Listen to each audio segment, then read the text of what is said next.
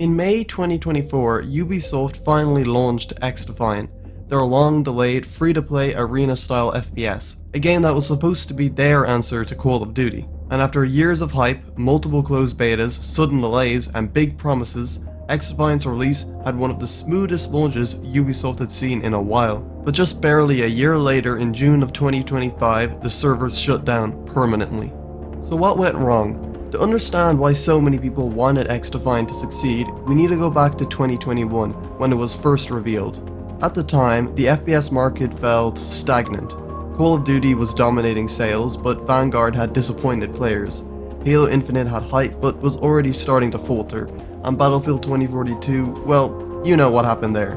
Clearly, there was an opening for Ubisoft. And instead of chasing a battle royale, XDefiant would focus on arena-style, fast-paced gunplay, the kind of 6v6 chaos old school fans had missed. And the biggest sign they were serious, they brought in Mark Rubin, the former Call of Duty executive producer who oversaw the Modern Warfare glory years at Infinity Ward. Rubin's involvement wasn't insignificant either. Ubisoft leaned on his pedigree in interviews, promising that XDefiant would bring back the snappy gunplay, straightforward maps, and skill expression that old school COD had. It would be completely free to play and have no skill-based matchmaking in the casual playlists. This was huge. On paper, it had everything it needed to succeed. The lack of SBMM was a big one, because what really killed the enjoyment of COD was the artificial manipulation of matchmaking behind the scenes that forced you to play against 11 clones of yourself every match. By early 2023, XDefiant had already built a reputation as the COD killer in waiting, and Ubisoft knew it. Over the course of several closed betas, the game slowly carved out a dedicated following, but it was the April 2023 playtest that really exploded in visibility. Streamers like Shroud, Dr. Disrespect, and Scump all jumped in, and their reactions were almost universally along the lines of, "This feels like old COD." You had pros praising the smooth controls, the slower time to kill, and the straightforward map design. And while Ubisoft's reputation for live service shooters was mixed, Mark Rubin's constant presence on Twitter during the beta was winning a lot of people over. He was directly replying to players, explaining the design choices. For a AAA publisher, that level of transparency felt almost unheard of.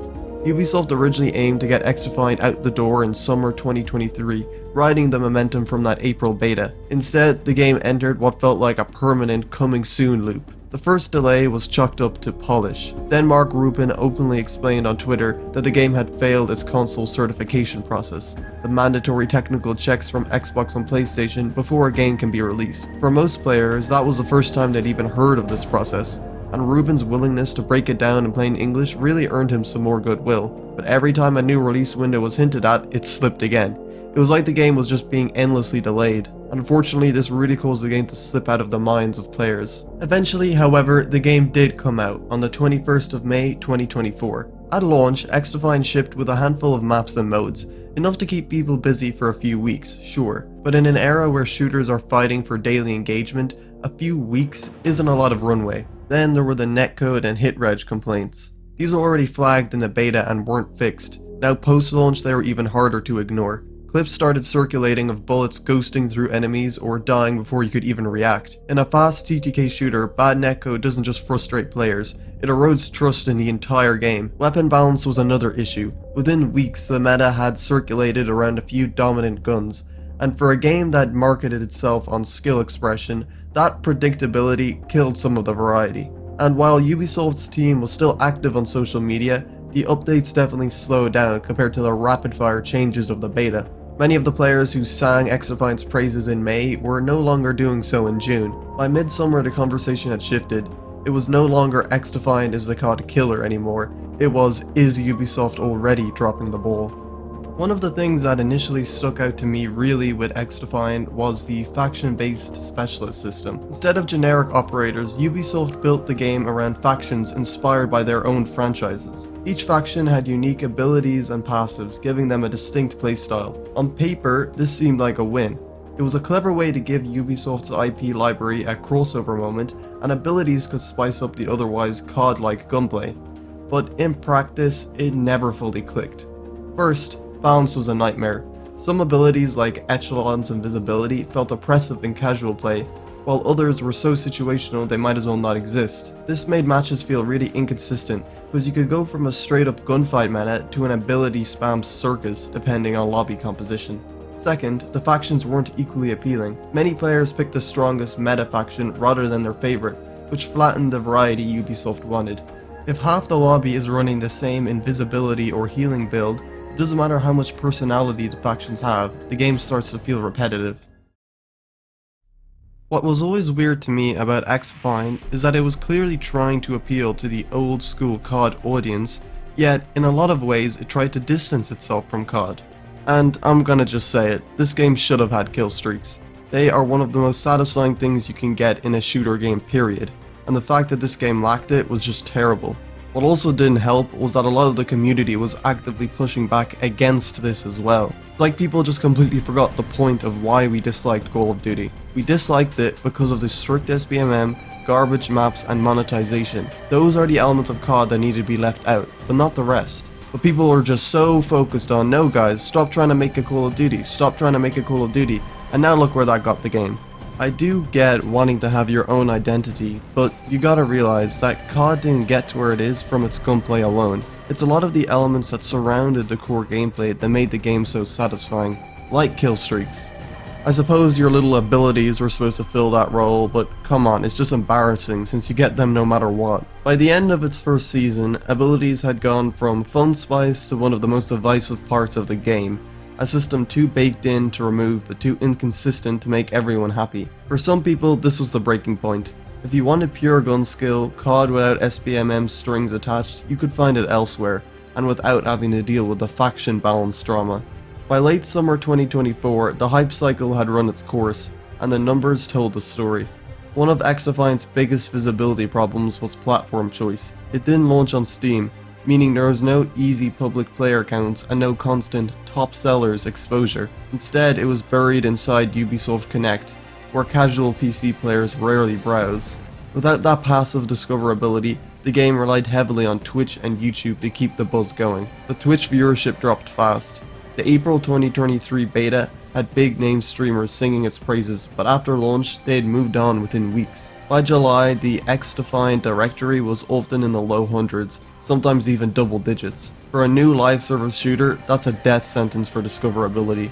Ubisoft tried to reignite interest with seasonal updates, but the content drops felt too small to pull people back in. A couple of new maps or weapons weren't enough, and without a strong competitive or ranked scene, there was nothing keeping hardcore players grinding daily. Within just a few months, XDefiant had gone from the anti-COD to barely even being mentioned in FPS discussions. I wouldn't say it was a dramatic crash, but more of a quiet fade into the background. Eventually, reality caught up. On December 3rd, 2024, Ubisoft officially announced that XDefiant would be shutting down. From that day onwards, new downloads and player registrations were disabled, with the server set to be shut down completely on June 3rd, 2025. I was definitely expecting this, but I could never have predicted it so soon. I mean, just look at the timeline. The game barely lasted 8 months before they announced its shutdown. Holy crap. For the game to have been taken down so quick, you know it must have seriously been underperforming. It's crazy to me that this game was hyped as the COD killer. This wasn't just the end of a game, it was a confirmation that Ubisoft had decided it wasn't worth fighting for, and just another failure to add to their belt. So what can be learned from this? Well, I think a few things. Firstly, it's important for a game to have a clear vision of what it should be. XDefiant felt like it was a mix of different games and ideas without committing to any one of them. Like, okay, it has the bones of a COD game, clearly, with all its class customization and its gunplay. But at the same time, it has no kill streaks and is more objective based than COD. You could say it also has the abilities that are akin to Rainbow Six Siege, yet it really doesn't commit to these abilities and they feel like they were just stuck in there carelessly. They don't mesh well with the COD style gameplay, at least not as well as kill streaks would. Everything this game provided could be found better elsewhere, and that's the issue. It didn't fit a niche that wasn't already taken. And please, do not mistake me for someone like FaZe Swag who just wants everything to be like COD. I just think that with the case of this game, it seems so much like it was geared towards something that could be an equivalent to old COD. Yet, when the game came out, it felt like it was trying to do everything in its power to distance itself away from what it was more or less marketing itself as. I feel like the slow updates were another issue. When a live service shooter launches, the number one rule is to keep people busy. You need to have a constant stream of updates even from 1 month into launch. If you let the game go even a few months with no new updates, it's going to die. It's happened countless times before. The base product would have to be so insanely good for it to not warrant updates and still retain a player base. And unfortunately, XDefiant's base product was not good enough to justify the lack of updates. It's not to say it wasn't updated, it certainly was, and a standard amount. But if you're competing with games like Call of Duty and Battlefield, Overwatch, etc., you need to update the game a lot more than what they're doing. You need a steady flow of new maps, weapons, events, and reasons to log in, because otherwise, unless you really love XDefiant's base gameplay, there's no reason to play this game over others which actually get updated and supported a lot more by the developers. I find it very odd and a bit deceptive how open they were to communication in the beta, but when the game launched, that dwindled down significantly. It's like they were trying to trick players into thinking that this would be a game where the developers actually talk to the players and don't just ghost them the entire time. I also really don't like how Mark Rubin was convincing everybody that the game was doing well when it wasn't. In October 2024, Rubin publicly reassured players that the game was not cancelled and that Year 2 content was still on the way. He was basically telling everyone that the game was fine when it clearly wasn't, because barely 7 weeks later, Ubisoft announced the shutdown. The whiplash destroyed what little trust the community had left. It felt like Rubin had gone from an honest developer to a PR mouthpiece. And for a lot of players, that was almost worse than the game dying itself. There was a lot of weird stuff with this game, dude. But to conclude, is XDefiant dead? Yes. By every measure, it's gone. Servers offline, development cancelled, and a community left behind. But in a way, XDefiant was never really competing with Call of Duty. It was competing with expectations. Expectations to revive the old school shooter arena type gameplay, and an expectation that nostalgia alone could sustain a modern audience. Reality is simple. XDefiant launched strong, but Ubisoft couldn't feed it fast enough. Additionally, the game's identity became less and less clear as the live service went on, and it didn't help that the community was debating over whether they wanted it to be more like Call of Duty or wanted it to be more different, I guess. But that so-called different was what? Just a sort of Call of Duty Overwatch mix? I don't understand what people wanted. In my opinion, this game could have competed with COD by mirroring the old school COD gameplay. It didn't need to do its own thing necessarily. It can do its own thing, it can have its own vibe, but in terms of gameplay, it really needed to just copy COD. But again, people forgot what the actual issue with COD is. It's not the gameplay, it's the systems that surround the gameplay that make it miserable to play. And listen, I do sort of respect Ubisoft for trying to make XDefiant its own thing, but you can't deny that it failed hard. It's quite shocking to me that Ubisoft canned this game so quickly, because looking at what could have been some of the future updates to the game, like, it was heading in a good direction. Maybe if Ubisoft had actually given this game a bit more time, even when it was underperforming, it could have actually had a resurgence. But alas, here we are, and the game is dead. This isn't something to be happy about or celebrated. XDefiant dying just means COD and Battlefield have less competition. Not only did XDefiant serve as an opportunity to be a great game in and of itself, but it also served as an opportunity to actually force the Call of Duty and Battlefield developers to try harder, because really nothing gets game developers to try harder than competition. Competition is great for gaming, especially online gaming.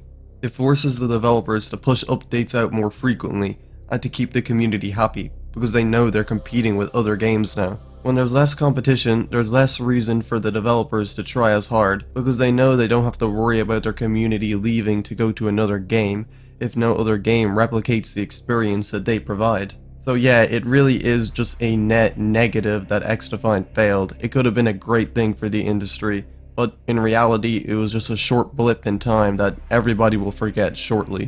But yeah, that's all for this video, thanks for watching. Also, be sure to follow me on Twitch if you want to see extra content. I'm live daily.